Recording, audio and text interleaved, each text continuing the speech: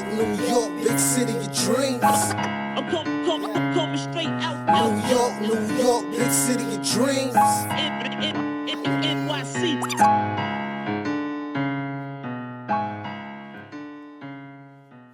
What's going on? It's Ellis from Nick of Time Show here, giving you that Knicks talk just in the nick of time. And it's time to bring my man back.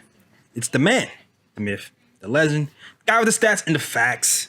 Ryan G is in the building. That's right, he's in the building, man. We are back giving you that Knicks talk. And we're going to give you part 2 of our building a contender using the Miami Heat blueprint.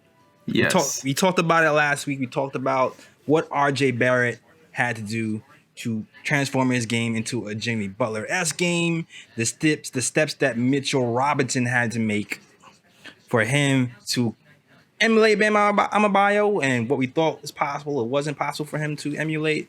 And we talked about Goran Dragic and his role with the Heat and what players we can bring in to mimic what he's done. And for the rest of the show, we're going to expound on that and talk about some of the other players that that contributed on this Heat team and figure out, hey, can we bring somebody to this Knicks squad that can kind of copy or emulate what they did for the Knicks, thereby kind of having us be kind of like sort of like the Dollar Tree Miami Heat sort of similar, but better maybe if we do it the right way. But if we do it the right way, could be better. That's the goal. The goal is to beat them. Definitely. The goal is to beat everybody. All right, so we'll get into that. But before we get into that, there's been some interesting Knicks news, Knicks tidbits that's been hitting your head top. First and foremost, we got to talk about Chris Paul thing, man, because it's been rumored.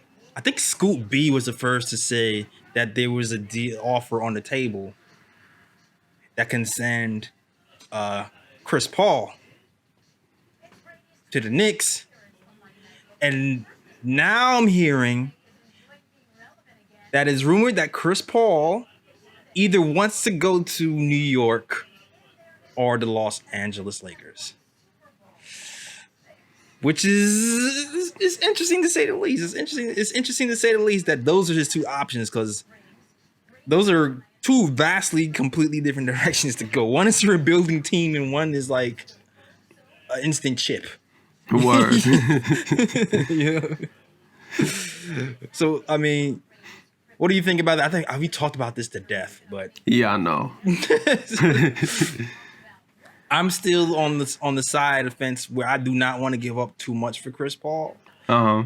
I don't like his contract is so big that I don't want to be attaching a bunch of young players and picks for a guy who can pretty much break down in a year or two. But he's vegan now, so who knows, right? He's actually been healthy the first time last year, first time in a long time. Who knows if that can continue?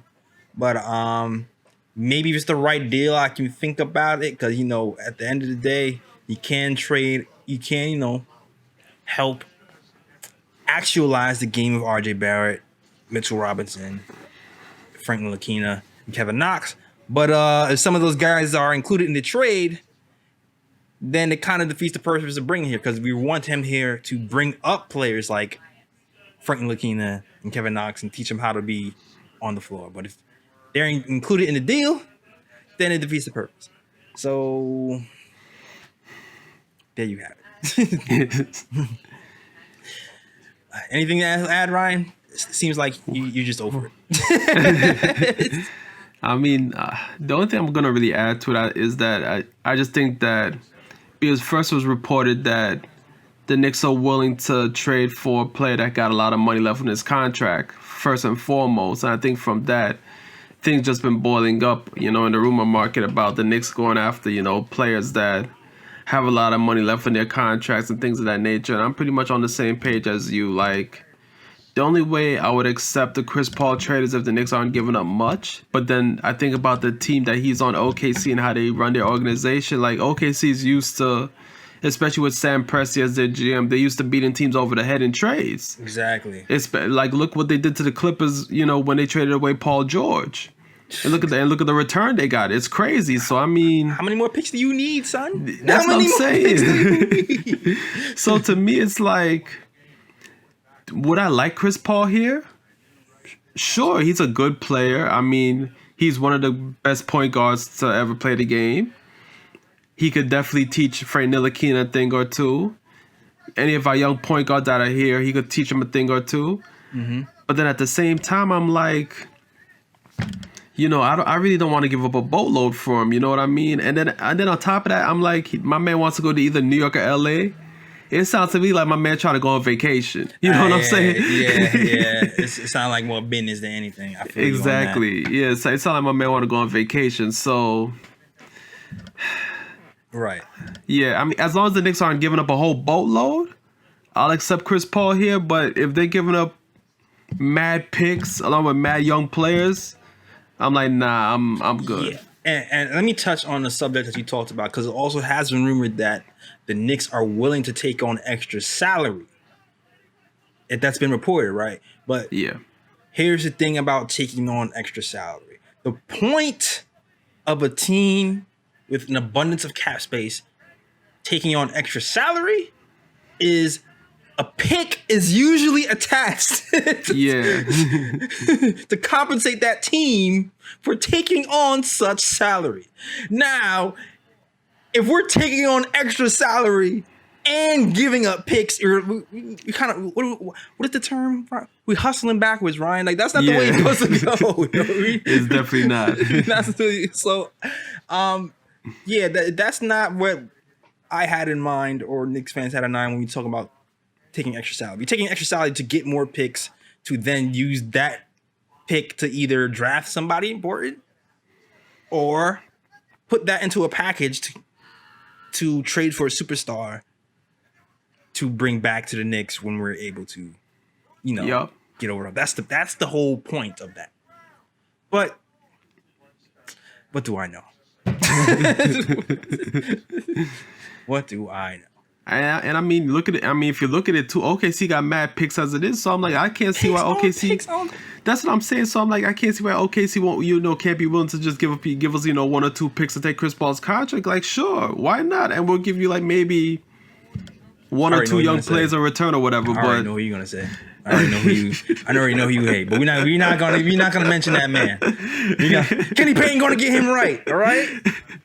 I hope so, because I mean, I'm looking at all these Kentucky players all across the NBA, and I'm like, yo, how come it's we end up with the trash? I don't understand. Oh, bruh. And you know what? Moving on before disrespect my team. All right. You got one more year, Kevin. Moving on. All right. In other news, hold on. I got to do the single cam. Hold on. All right. It's been reported, guys, that Kira Lewis has had dinner with the Knicks. I repeat, Kira Lewis has had dinner with the Knicks. This is not a drill. We are having dinner. We had dinner with Kira Lewis. It looks like it might be serious, man. I don't know. This looks good to me, man. It looks like it could happen. You already know how I feel about Kira. I know you don't feel the same way I do, but you know how I feel, man. This guy, he might be the prayer man. He might be it. I'm not saying he's the savior, but I think he might be the pick. I'm just excited. I'm excited. Yeah, I feel the excitement. Like, I know there's guys here who want LaMelo and Killian, but I personally feel like, we talked about Malachi Flynn joining the Knicks, and I like him as well. And I think he'll fit in nicely depending on who we have. But to me, still, Kira Lewis can, create offense with his speed. He's not an elite passer, but he's still a good passer. And also the thing is, he just started playing basketball at 17. That's crazy. And when you see the jump he's made from 17 to 18 to 19, and even within the season, how his passing has progressed, and the way he studies film on his own without the coaches telling him to, and the way he's in the gym, and like, to me, I just feel I have a good feeling, man. That's all I have to say. I have a good feeling when you have the athleticism and you also have the work ethic. Mm-hmm. I mean, he doesn't have the height, but I think with the correct teaching, which we have, Kenny Payne's and Tom Thibodeau's, I think this might be a move. That's all I'm going to say. And he can shoot. He can shoot. He's not Tyrell Terry shooting, but he can pass way better than Tyrell Terry. I'll tell you that. Sorry, Terry fans out there. Anything else to add to that, Ryan? I mean, all that says is that the Knicks are considering to draft him, and he's gonna probably be available at number 8, so that doesn't surprise me. Right. I mean, I still would prefer Killian Hayes over him. And I mean, clearly I would prefer LaMelo, but LaMelo's, obviously he's not, a viable choice at number 8. He's going to probably go top 3. So, well. I mean, there's rumors going around saying that LaMelo's messing up, interviews because he's trying to drop to either the Knicks or Detroit. But I mean, that remains to be seen, though. I mean, I doubt like 6-7 teams are going to pass up on him. You know what I mean? So, Well, Ryan. You know what? This segues into our next bit of news. It's been reported by Ian Begley, I beg to differ, Ian Begley, that the Golden State Warriors are looking to trade down in the 8 to 10 range. Things that make you go, So if that's the case, Ryan's dream of having LaMelo Ball on the Knicks might just be in the grass. The only thing is, what cost? Yeah, that's the thing, the cost. Because they looking at Mitch like chopped cheese. You know that, right? Exactly. They looking for a big man. They're looking for a big man, so they're looking at Mitch like chopped cheese. So that's the first call they got to make. So is it worth it?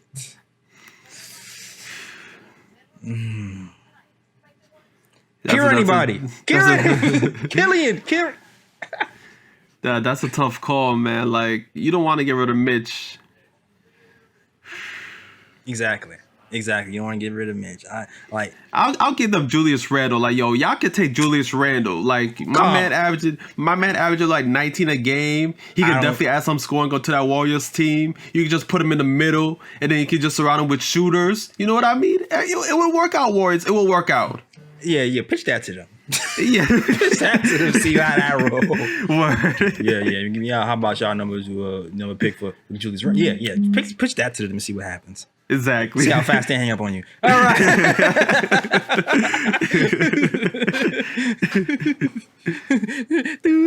We're sorry. It's like, man, this connection is bad in Cali. Okay. Word. I mean, they draft good. We can throw in the Clippers pick or whatnot. The Clippers pick. All right. Yeah, that's the sweetener there, buddy. Clippers pick. All right. Deal. Julius Randle with the Clippers pick. Exactly. For that number 2 pick. Like, oh, yeah. Word. Yeah, you're fired. Whoever that GM is, that deal, Golden State is fired. I'm telling you that right now. they said already. They got what? They got Steph Curry. They got Klay Thompson. They got Draymond Green. They got Andrew Wiggins. Yeah, y'all straight. Yeah, give us a bargain deal. A bargain deal. What the hell? This is Canal Street? What are you saying, bro? Just give us a bargain deal. Oh, man. You tried it, though. You tried it. Hey, man. Yeah, it is what it is. It is what it is. All right. All right, cool. Now we've done our rapid fire Knicks news segment. Let's get back to what we're talking about is building the New York Knicks, the Miami Heat blueprint. All right. So we left off talking about. We left off giving you guys like a Goran Dragic comps. We talked about possibly getting Van Vliet here, Malachi Flynn, DJ Augustine. If you haven't checked that episode out, definitely check that episode out from the last time. But there's another player on this team that is a huge reason for their success. And you feel like these types of players on every team, And this is something pretty doable. Like when it comes to the off season for the Knicks, this probably might be. I feel like this position might be, the best position where we have the probability of striking gold, right? And to me, that's the shooting guard position. Because right now, the Miami Heat, right? Even though Duncan Robinson kind of got shut down half of the playoffs, but his first year, you know how that goes. Or not first year, but he's still growing into his own. But Duncan Robinson, he's a guy, he's a movement shooter, a guy who he won the every championship team. Movement, 3-point knockdown shooter, average 13.5 points a game, 3.2 rebounds, 1.4 assists, shooting 47% from the field, 44% from three. Ryan. Yeesh, flamethrower. Yup. And the crazy part about Duncan Robinson is he's able to shoot these numbers while giving you 8.3 attempts a game, which is 8.3 3-point attempts a game, which is high. It's something we desperately needed on the Knicks. I know our team, we desperately tried to do that last year and it didn't work out, but definitely worked out for Miami Heat. Now, you dig into Duncan Robinson's stats, 99th percentile among wings and points scored per shot. 99 percentile. Well, I mean, clearly that's the case because all my guy does is shoot threes. So I mean, that's it. 99%. Yeah, 99 percentile in all threes as well, man. And the thing that you like about his game too is he has a quick release. Yes, and he's also really good at movement. The Heat in general are really adept at cutting and reconvening and finding the open space. And Duncan Robinson in particular is really good at going off the screens, scoring up to the basket off those screens, and shooting quickly off the release and doing it with accuracy. So we are looking for a player in free agency or the draft that can kind of fill those needs. That's the whole point of this whole experiment. Now the cons are, mid-range is not that good. The defense is non-existent, as you can also see from that Heat, that Heat Lakers matchup. They kind of exploited his bad defense, and sometimes when you ran him off that 3-point line, he had some problems. So I know who is an obvious choice. I think a lot of Knicks fans have him over here who can fill in those shoes. That's a free agent. And I don't know, do you want me to ask you first? Who do you feel can fill that void? Or do you want me to just go? Well, I think for me, like I've been thinking about this and I know there's a couple players that we've mentioned. Like, well, we haven't mentioned them yet, but going through the notes or whatnot that, you compiled. Mm-hmm. And I'm going through the list and, I see Joe Harris. Yeah. Also Nesmith, the guy from college, was it Vanderbilt? Yep. Mm-hmm. Yeah, and then Reggie Bullock, Damian Dotson, all guys that, can fill in that role. But I think the one that's most interesting to me, honestly, is Nesmith, the dude from Vanderbilt, because I feel like, because I watched some of his highlights, trying to, get a feel of the type of player he is. And it's just the fact that, the dude's a sharpshooter. He's basically like a Duncan Robinson clone. Like, yes, yeah. Pretty much all the guy does is like move off screens and shoot off the move. And he shoots a crazy percentage from three in college. Was it over 50%? Yeah. Over 50. And then on top of that, like, even though he's not a great defender like Duncan Robinson, but just the fact that he has a 6'10" wingspan, it leads me to believe that if he could just get some coaches to, have him focus a bit more on defense, right? I feel like as if he could possibly become a possible 3-and-D player in the future. But it's going to depend on his motor on defense. Like, I don't know if his motor is, I don't know, like, if you can get him to, have a higher motor on defense, because usually people are just born with that. Mm-hmm. But when I look at that and I look at the measurables, I'm like, this dude's a pretty much a Duncan Robinson clone, and if the Knicks can find some way to draft the dude, I mean, I wouldn't mind. Like, I think I would rock with it. The dude fills a major void with the Knicks, which is shooting. Exactly. Now here's the thing too, is like if you're doing like a value pick Dollar Tree Heat thing, it's very possible for us to draft Malachi Flynn and Nesmith and still have money to fill out the rest of our roster. Because you know that's very possible to do, and that will definitely be like some Dollar Tree Miami Heat stuff for real. Word. Like really.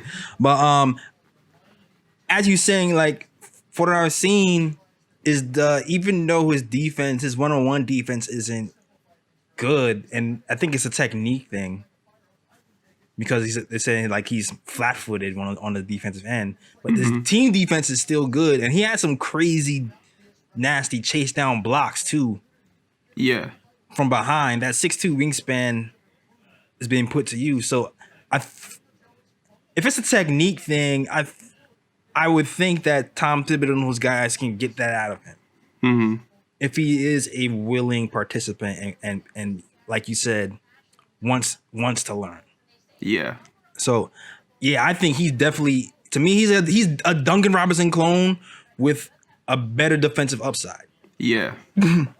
So at the end of the day, when we talk about the Dollar Tree Heat, this can be like Duncan Robinson squared. Like, word. Like, because even as bad as the defense he has, he's still been able to, play the passing lanes and average 1.4 steals. Yeah. Duncan Robinson is not stealing the ball. Duncan Robinson is not even sniffing that. He's not at all. So Nesmith to me is, I think has a chance. He definitely has a chance. Now, like Robinson, he's not, explosive at all. Don't look for him to do that. Not a passer at all. Well, clearly. Yeah, tends to get a little bit of tunnel vision. But there's something there. There's definitely something there that the Knicks can use. And him, the all young squad team, Malachi Flynn, Nesmith, RJ, a power forward that we're not going to mention yet, and Mitchell Robinson. That's spacing, that's shooting. That's bootleg Heat right there. And word. That's Dollar Tree Heat right there, and money to spend to fill out a roster. If you want to go that direction, I'm still Team Kira, but if you want to go that direction. Now the other team or the other person that to me that stands out is going to cost some money, but he's just a safe pick, man. He's just if we can get him here, which would be awesome, and it's also kind of sticking it to our rivals a little bit. It'd be great. Yeah, Joe Harris, he's averaging 14.5 points a game, 48% field goal percentage, 42% from three, 5.9 attempts, not bad. Yeah. A better passer than Duncan Robinson. A little bit better a finisher than Duncan Robinson as well. He's worked on that part of his game. Also, like Robinson, he's a guy who has a motor. He's going to run around, and so he's that annoying guy at the park that you have to be in shape to cover because he's just gonna keep running and running you through screens. I think there was a stat that said he's ninth in distance traveled in the NBA per game because he just keeps running. 92 percentile in corner threes, and we all know that as of this point, Tom Thibodeau wants to prioritize corner threes. And there's not really a lot of players on our team that can actually hit that corner three at a high clip. With the exception strangely, of Frank Ntilikina, who's in like the 90th percentile hitting the corner three, which is crazy. Yeah. When you think about it. Compared to the other guys who's supposed to be 3-point snipers on our team and they can't hit that corner three, Frank Ntilikina is in the 90th percent. That's crazy. That's another story. Yeah. But Joe Harris to me is an obvious choice. And the thing about Joe Harris is it might take some bread to get him.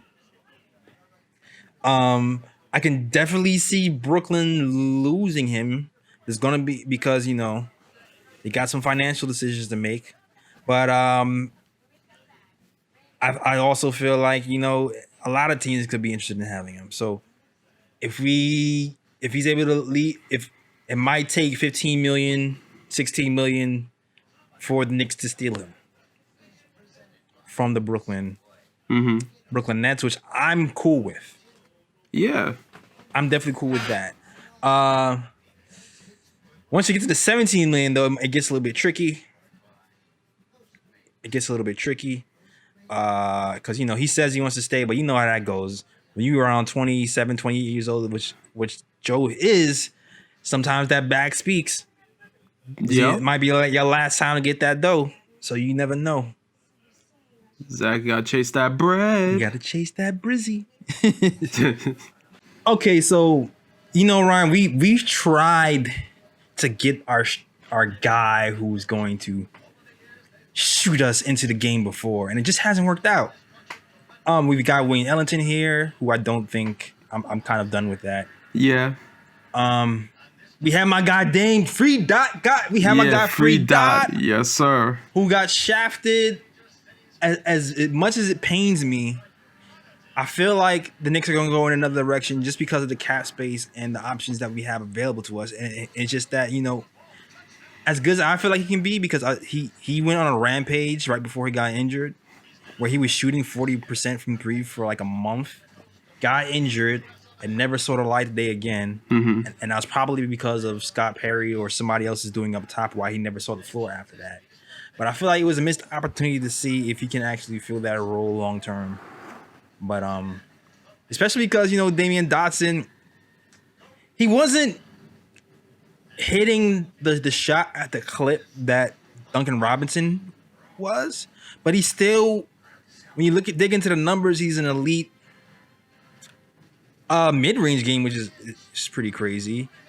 He's hit 54% of his dribble handoffs, which is like top 20th in the league. And even though his mechanics on his shot, like he seems like he bounces and squares up really quickly. He cuts really hard like Duncan Robinson, and he's improved his finishing. So I felt like if Damian Dotson eventually got more consistent time, we might have been able to see him mature into that role. But I'm not sure what the Knicks are going to do with Damian Dotson at this point. Yeah. Especially considering the options that are available in free agency. At this point, I can see Reggie Bullock even getting a chance to do it, even though even at Reggie's best, I don't see him filling out that Duncan Robinson role, but maybe he can at least be a Duncan off the bench, bare minimum. Yeah. Because like he averaged 8 points, 40% field goal percentage. Yuck. Yeah, he didn't have a productive year with the Knicks at all. Not even a little bit. But he's a career 38% from three shooter. So it's like, what in the hell happened? Like I know what happened. He had back injuries and never really got to the floor of the game. But the thing about Reggie Bullock is, one, he's cheap as hell. Yeah. Only making, I think, a few $1 million, which means the Knicks most likely will not trade him unless he's part of a trade package for Chris Paul or something, because it's just be, or maybe even a package halfway during the season. And also, he's had 3-point attempts. He's shot well from three so many other times beside this year. That makes me believe that his bad performance last year is a fluke, to be honest with you. It could be.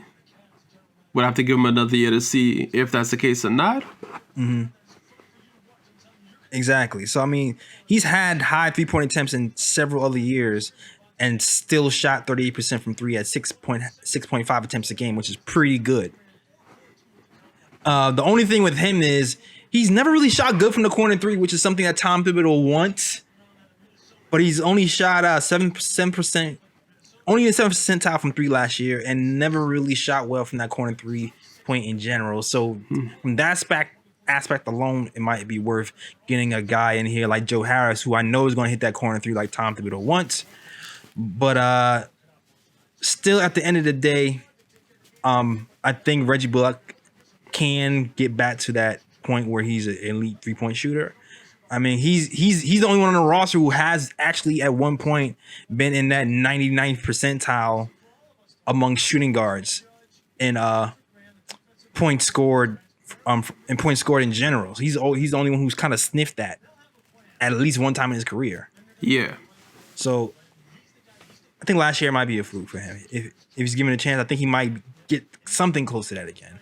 But I would still be more comfortable getting a Joe Harris here. I mean, or even Nesmith. I like the prospect of having Nesmith here.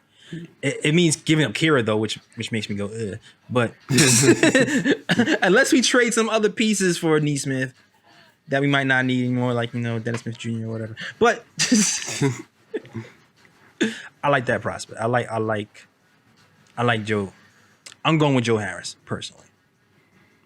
I'm going with the rookie. Going the rookie? All right. Yeah, because I'm trying to get great value. So I mean, getting a rookie would be great value. All right. So depending on how you look at it, you can go Van Vliet, Nesmith, RJ, power forward Mitch.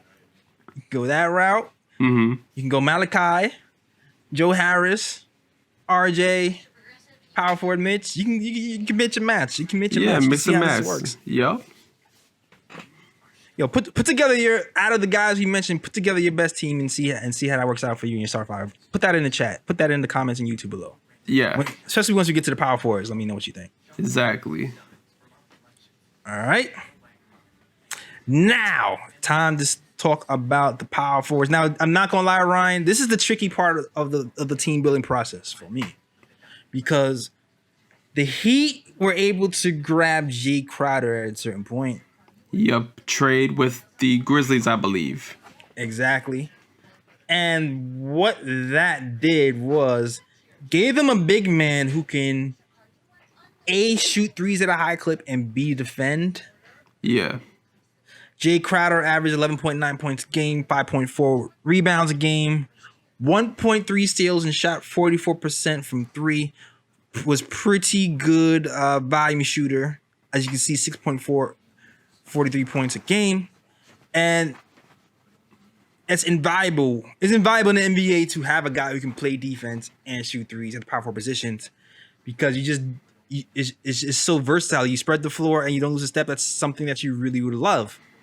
Yeah, and the thing with Jay Crowder too is that he had some big shots for them in the playoffs as well. There was a couple games when he was on fire that helped propel the Heat to where they were able to make the finals and things like that. So Jay Crowder proved to be a viable piece for them in the playoffs.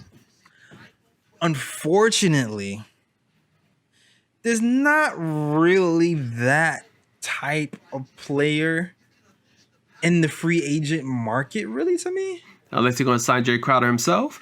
Exactly. Unless you're going to sign free agent Jay Crowder himself. I mean, come on. That solves that problem, right? Yep.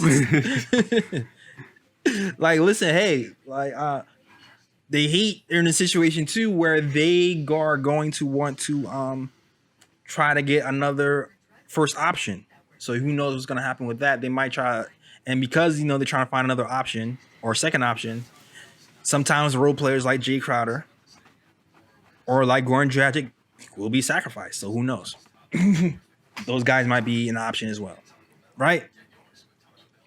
But as we're looking at the list of power forwards available, what we have are pretty good power forwards who are good at defense and okay at shooting threes. Yeah. Which is why I'm worried about that okay at shooting threes part, is because we've already had somebody who was okay at shooting threes and we gave him a little bit of a bag, and then he got here and then he regressed. And that somebody is Julius Randle. Julius. Yeah, because if you looked at Randle's numbers the years before, everything pointed to Randle improving his 3-point shot year to year to year. When he got here, that took a nosedive. So now it's like you're worried. If you're a big man who can shoot threes, or a guy who shoots threes, or a guy who's just a shooter, it's a difference to me. All right, so bear with me. So first on the list of big men that could be a viable option is somebody that Knicks fans are looking at is Jeremy Grant. Average 12 points a game, 47% from the field, 38% from three, which is pretty good. Now, the good thing about him is the defense is so good that you can think about Grant mixed with Mitch. And even sometimes Frank, if he gets in as a backup, and you can see the defensive tandem there going to town and shutting people down. Now, the bad news is, again, the 3-point shot is good. He's able to hit it at 3-point. He's able to hit it at a good clip, but he doesn't shoot a lot of threes. He's not a high volume shooter. So you wonder if he can keep that up, and hopefully he can. Yeah. And he's done it. He shot pretty well from three for 2 seasons in a row. So hopefully that's an indicator that he can keep that up at the next level. I mean, if he comes to the Knicks. But we're not sure if that can happen. Yeah, and to add on to Jeremy Grant as well, I think he's an intriguing prospect because I watched him with the Nuggets, especially in the playoffs, and he performed pretty well. Like on defense, right. He was very active, guarding his man. He's very active on the boards as well. I mean, he could be a better rebounder, but he's just active defensively, and I just like the fact that he's improved his 3-point percentage and things of that nature. And I feel like inserting a player like that on the Knicks would be, very beneficial. And I feel like the reason why, he wasn't jacking up threes like that is because you have Jamal Murray, you have Jokic, you have other players on the Nuggets that are primary scorers. So he took a secondary role. Right. Yeah, but I mean, I don't know. I feel like if he comes to a team like the Knicks, where there's not really a dominant player like Jokic and Murray, I feel like his volume is going to go up just based off of that alone. I don't know. I don't see that. I don't see that from unless he's making moves off the dribble or something. I feel like it's gonna be a spot up shooter, pick and roll man situation for him. More like a second, third, not even second, maybe third, fourth option. Really, yeah. I don't third or fourth option. I don't really see him increasing his volume that much. It's not like he's 12 points a game. 12 points a game. Yeah. But sometimes I think it's due to the quality that's around you as well. Because if you have two players who are like two alphas like Murray and Jokic, it's like there's not going to be much shots for you just based off that. But I mean, if you come to a team like the Knicks where there's going to be more opportunities to shoot the ball, and it depends on your personnel as well. Because if you're bringing a point guard that can also break down defenses and things of that nature, I feel like his shot attempts will go up. But I don't know. That's me though. That's my opinion anyway. Right, and the other part of that is how much is he going to cost as well. Yeah. So I'm not sure what the price tag would be for Jeremy Grant. It'd probably be somewhere around the 60 something million range for 4 years or so, which I don't know. Yeah, roughly. But that's an option. That's an option. I like him. He's young. It's something I consider. Yeah. It's something I consider. I really want a shooter at that position though, and it's just really hard to find a shooter there. So you know what, Ryan? Like it's weird because the only guy who I can see that might kind of fit a Jay Crowder-esque role to me, call me crazy, is Marcus Morris. But it's like the thing is with Marcus Morris, like I don't know if his defense, he has the reputation as a defender, but I'm not sure if that is still there. Like when I watched Marcus Morris on the Knicks, I was screaming at the television a few times because I just felt like he wasn't closing out on the shooters. He wasn't digging and getting back to his man. Like he wasn't doing stuff like that. Yeah. But also he was playing small forward for the Knicks, so maybe he's a bigger guy. So maybe if we move him to power forward, maybe the defense can be a little bit more suited to his strength, which is his actual strength. Yeah. But like when you're looking at Marcus Morris's numbers, 19.6 points per game scored with the Knicks, 5.4 rebounds, 43% from three, at 6.13 3-point attempts a game. Yeah. That's probably the closest that we can get to a Jay Crowder. That is true. On the Knicks. And he loved being in New York. I know there are people within the Knicks organization who are interested in bringing him back. That's been reported a month or two ago. It's just a matter of, is he willing to come back, and at what price range? Did he get a taste of chasing the ring, and now is that what he wants? Or is he willing to come back and take another role and take another crack at it with the Knicks? And just looking at these numbers too, man. I'm looking at his shooting numbers are ridiculous. Yeah, 97th percentile at three ball, altogether. 96th percentile in the corner three. 92 percentile in the corner three, non-corner three, 96 percentile, can shoot the mid-range at a high rate. He only sucked at layups, which we saw when he was on the team. He couldn't hit a layup for some reason for a stretch. But good at everything else. So I mean, that's an option. The biggest question mark for him would be, my vision would be to run the team through RJ a little bit more. Yeah. I wouldn't mind if if they switched and he was more of a secondary or second or third. But will his experience and will the coaching allow that to happen? Is the biggest question. Go ahead.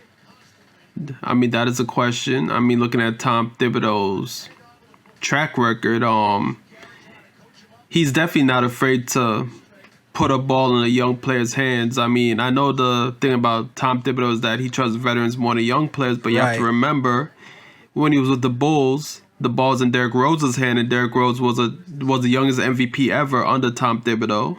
And even in Minnesota, like he had Carl Anthony Towns, he had Andrew Wiggins and players like that. And those players took up most of the offense with the Timberwolves as well. So I feel like Tom Thibodeau's the type of coach where it's like if he sees a young player and he feels like that young player is good enough, he's definitely gonna put the ball in that young player's hands. I just think it's up to RJ to prove that he's good enough to be that number one option on the Knicks. Exactly. And I feel like the Knicks staff in general, they're trying to build this team around RJ. It seems like they're more diligent about putting pieces that complement him around him. So I'm sure they might be taking that in consideration when they're talking about building this team. And, it's also been, they've also said they're looking for a stretch four. So who knows? Who knows if they even see him as a stretch four at this point? But, to me, that's the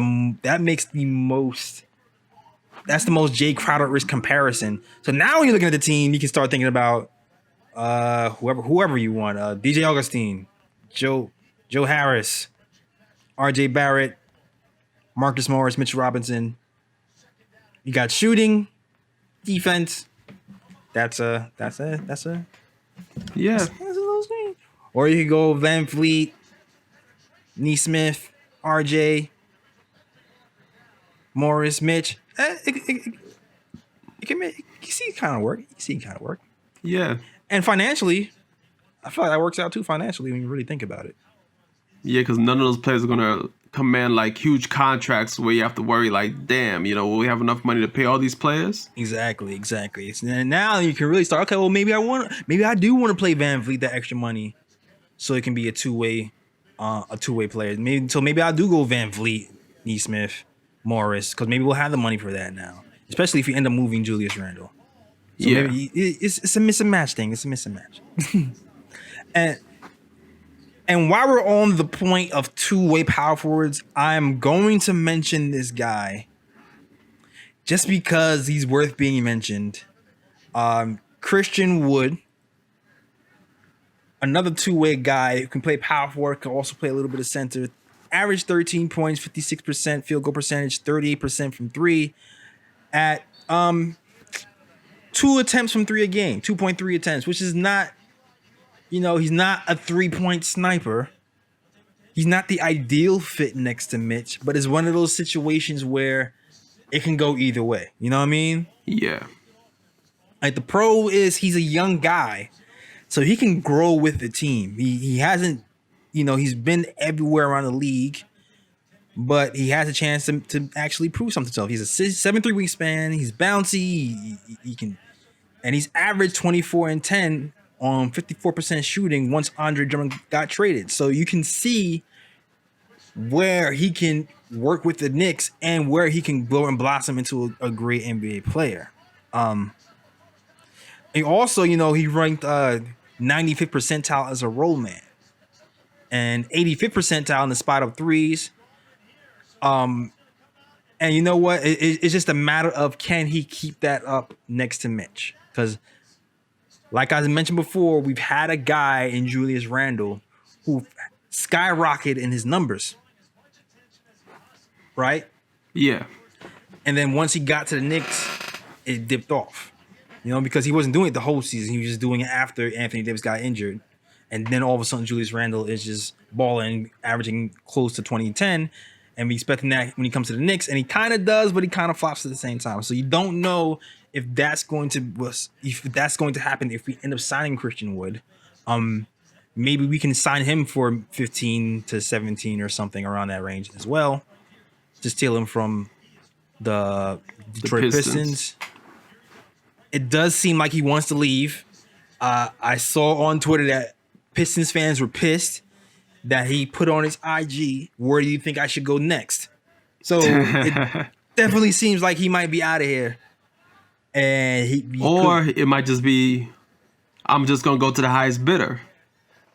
Or that could be it too. That definitely could be it too. Any thoughts on Christian Wood that I haven't mentioned? I mean, I agree with most of what you say. Like, if I have to go by players who compare to Crowder, like if we're comparing the Knicks to the Heat, and we're trying to make a Jay Crowder comparison, then yeah, Christian Wood doesn't really fit the comparison because he's not really a high volume 3-point shooter, and I feel like he plays more inside at times. Yeah. And that might be a clash of Mitch. But I mean, he's a good player. He's a young player. There are guys that I would rather over him. Like I would probably take Marcus Morris over him. I probably would take Jeremy Grant over him as well. Mm-hmm. And obviously, signing Jay Crowder straight out, like I would definitely take that too over him. But like he's still a young player. He's still a viable player, and he can only get better too. So yeah. I mean, hey. The thing with Wood is more possibility of being a 3-level scorer with Wood, man. Yeah, there's more of a possibility of him being like a legit offensive threat to me than not Marcus Morris, but Jeremy Grant. That's the only other thing. Another part of it is too, like he steps on Mitch's toes a little bit, but Mitch at this point still isn't a great defensive rebounder. Mm-hmm. And having Wood next to Mitch, I know at least would shore that part of his game up because He is in Christian Wood is in the 76th percentile in defensive rebounding, so I can see that helping out. But it'll be a tricky fit. Yeah. We kind of hoping like Julius Randle that he keeps hitting that three at that clip he's been hitting it at. Yeah, most definitely. All right. And you know what? We're gonna stop right there. Next week, the next show, we're going to finish off the tail end of our rebuilding the New York Knicks, the Miami blueprint, and we'll talk about just some of the role players that we can talk about. Yes, sir. I could be your hero, baby. We're gonna talk about you, Tyler. All right. Yeah, and old man Iguodala. Old man River. Yeah, we can talk about Iggy. Now it's time for one of the favorite parts of the show. The Bruh picks. The Bruh picks are usually the worst basketball plays of the week. There's no basketball. But I believe my guy Ryan, Bruh man from the fifth floor, Yes, has some sir. football picks. So I think he has. Yes. So, as you know, there's no basketball right now. Mm-hmm.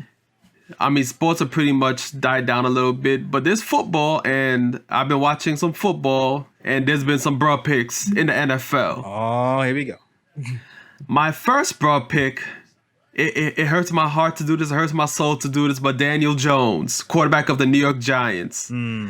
Everyone who knows me knows I'm a Giants fan, but that game against the Eagles, my man he had a wide open lane, and my man was gone. My man hit over 20 miles per hour. I think like 22 miles per hour running, and my man was gone. But as you know, Daniel Jones is a quarterback. Oh man.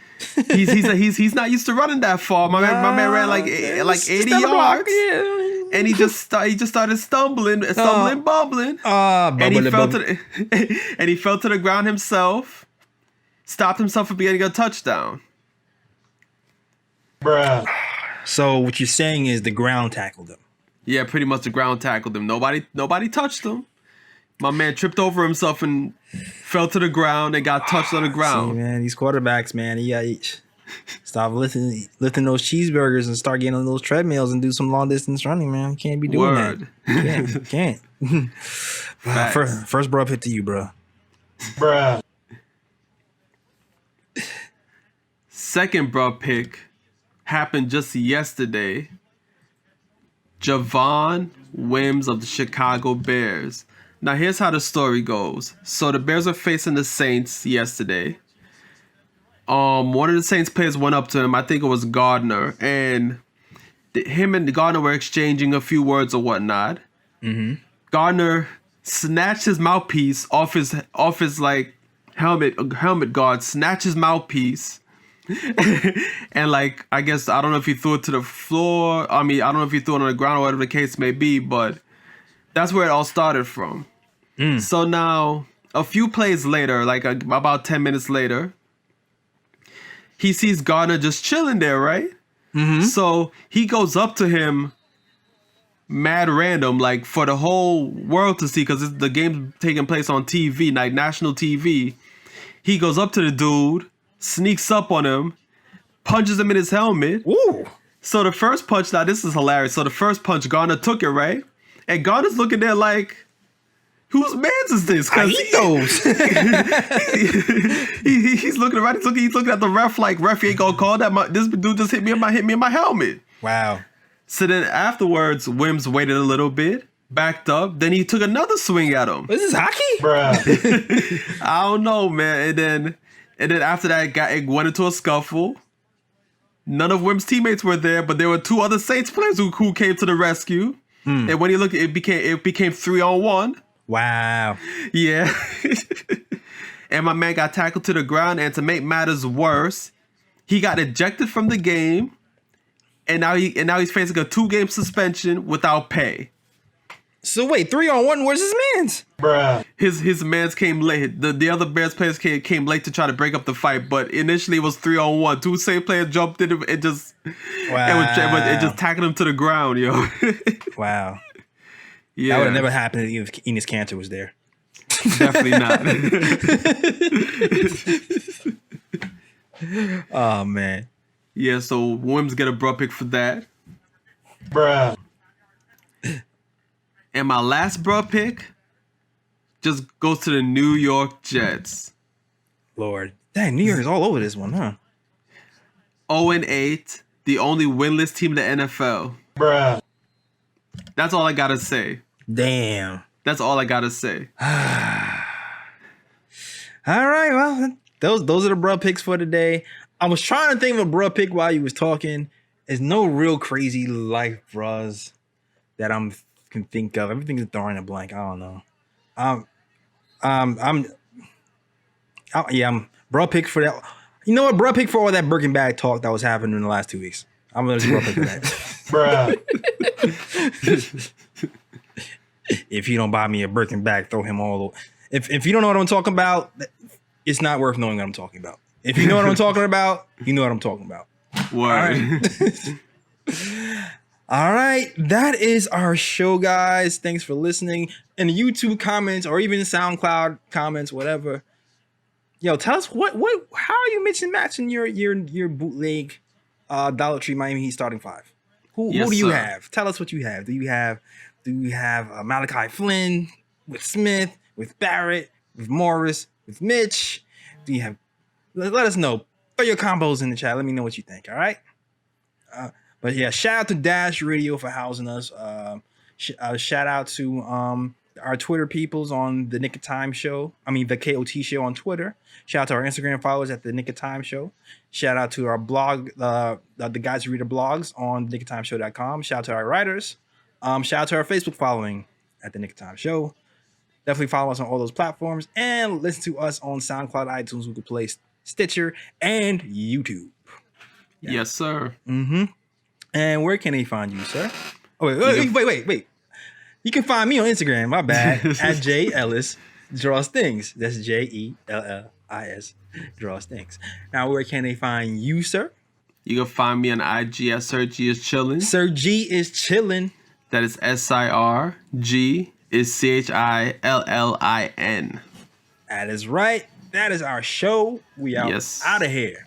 Peace. New York, big city of dreams. I'm coming straight out. New York, big city of dreams. NYC.